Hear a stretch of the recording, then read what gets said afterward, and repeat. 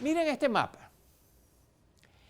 Cada uno de los puntos en este mapa representa un conflicto violento en el cual el agua ha jugado un rol.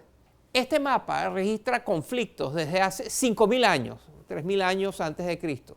Y es que el agua ha sido una fuente de fricción durante milenios. Y a medida que se ha exacerbado la presión sobre los recursos del agua que tiene el mundo, hay quienes incluso temen que la Tercera Guerra Mundial sea debido a eso, debido a una lucha por el control del agua. Yo me pregunto si en medio de esta Tercera Guerra Mundial a pedacitos que estamos viviendo, no estamos en camino hacia la gran guerra mundial por el agua. Pero ¿será esto cierto? Lauren Herzer Risi no está tan segura, y ella sabe de eso. Es la directora del programa de cambios ambientales y seguridad en el Wilson Center, un reputado centro de investigación. Ella se ha dedicado a buscar soluciones innovadoras para enfrentar las amenazas a la seguridad y al desarrollo que produce el cambio climático. Recientemente publicó un nuevo estudio titulado Más allá de las guerras por el agua. En él explora el rol del agua como un instrumento para unir países más que para dividirlos. ¿Qué hace del agua un elemento que facilita la colaboración internacional? Eso es una sorpresa. ¿Cómo evitar que las naciones se enfrenten por el agua? Esa es una preocupación. ¿Y qué hacer para mejorar el acceso a este vital recurso? Todo esto y más a continuación.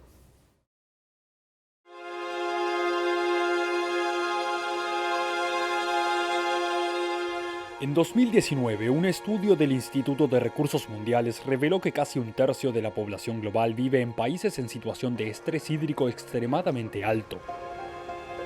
Es decir, cerca de 2.600 millones de personas viven en zonas donde la demanda de agua es mayor que la cantidad disponible.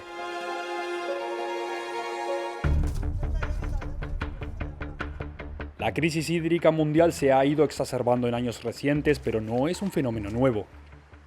Ya en 1995, Ismail Serageldin, del Banco Mundial, aseguraba que las guerras del siglo XXI serían por el acceso al agua.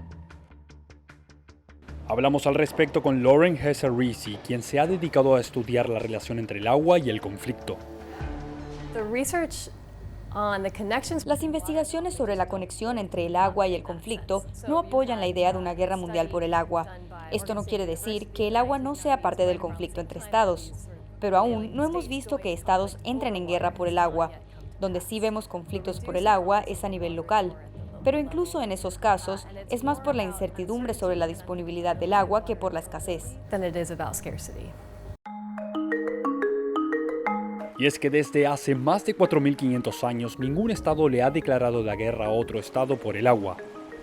La última vez que esto ocurrió fue en el año 2500 a.C., cuando las ciudades-estado de Lagash y Huma lucharon entre sí por la cuenca de los ríos Tigris y Éufrates. De hecho, Risi asegura que en el plano internacional, el agua ha sido más bien una fuente de cooperación, incluso entre países donde ha primado la rivalidad a lo largo de la historia. Es el caso de India y Pakistán, que han entrado en guerra en varias ocasiones, pero no a causa del agua. De hecho, durante 60 años, estos países han tenido un acuerdo que los ha ayudado a manejar sus recursos acuíferos de modo tal que no desencadene en un conflicto. Cabe mencionar que en febrero de 2019, India amenazó a Pakistán con limitar su acceso a agua, tras un ataque que llevaron a cabo unos terroristas pakistaníes en suelo indio. Así que el agua sí figura en el conflicto, pero no es la fuente del mismo. En 1960, estos dos países asiáticos firmaron un acuerdo junto al Banco Mundial que le garantiza a Pakistán el acceso a las aguas de un sistema fluvial que parte desde la India. Y a pesar de que el ataque terrorista pakistaní de 2019 le quitó la vida a más de 40 policías indios, estas dos naciones aún no han entrado en guerra por este recurso.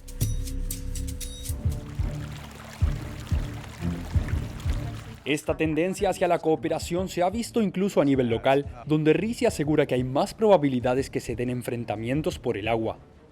En el río Colorado, 7 estados estadounidenses y México lograron un consenso en cuanto al manejo y distribución de la cuenca del río, a pesar de las implicancias de la escasez del agua, de los cambios de temperatura y del continuo incremento demográfico de la zona.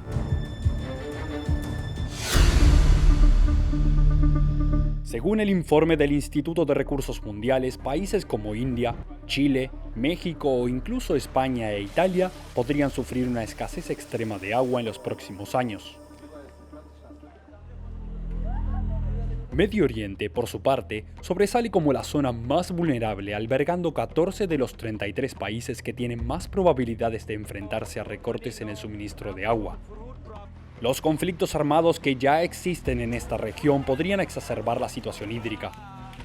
De acuerdo con UNICEF, en países como Siria, que se encuentra en una guerra civil desde el 2011, los menores de 5 años tienen hasta 20 veces más probabilidades de morir por enfermedades relacionadas con el agua que por la violencia directa. Pero el agua no tiene por qué ser una fuente de más conflicto. En Israel, Palestina y Jordania, países que han estado en guerra desde 1948, cuando se desató el primer conflicto árabe-israelí, este recurso ha sido una sorprendente fuente de paz. Existe una organización llamada Ecopaz Medio Oriente que está forjando cooperación en el río Jordán entre comunidades palestinas, jordanas e israelíes.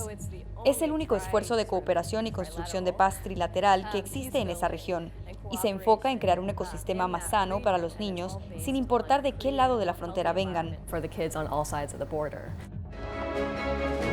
Para Risi, enfocarse únicamente en la posibilidad de guerras por el agua tiene un costo muy alto, pues perdemos la oportunidad de ver la importancia del agua como una herramienta para la paz, la diplomacia y el desarrollo.